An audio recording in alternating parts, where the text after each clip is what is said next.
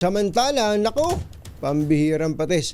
Meron daw pong isang lalaki, 2 beses nasagasaan. Nako po. Not once, but twice. Ay, sus, Ano kaya Mario, nangyari? Diyan daw po yan sa Antipolo, RH52, Edniel Parosa. Kami Edniel! Larry at Anthony, patay ang isang lalaking tumatawid sa kalsada. Makarahang masagasaan ng isang SUV at magulungan pa ng kasalubong na truck dito sa lungsod ng Antipolo.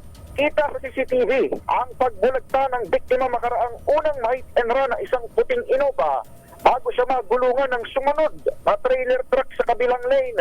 Dead on the spot, itong 25 anyos na biktimang residente ng Sitio Sumilang sa Barangay San Jose at kapag-alamang bumili lamang ng pandesal na mangyari ang aksidente. Agad namang sumuko ang driver ng truck na nagdahil hindi niya nakita ang nasagasaan habang patuloy pang pinutugis itong sangkot na Innova.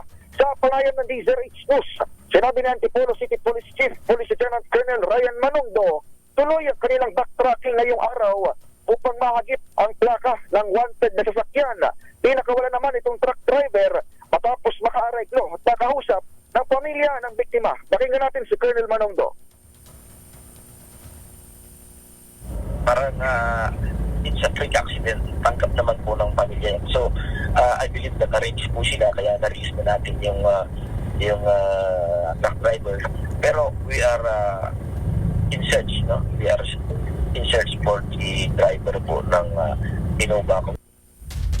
At tuwid ng hepe ng Antipolo City Police, ito si Edniel Parosa, nag-uulat para sa DZRH. Una sa Pilipinas, una sa Pilipino. Thank you, Edniel.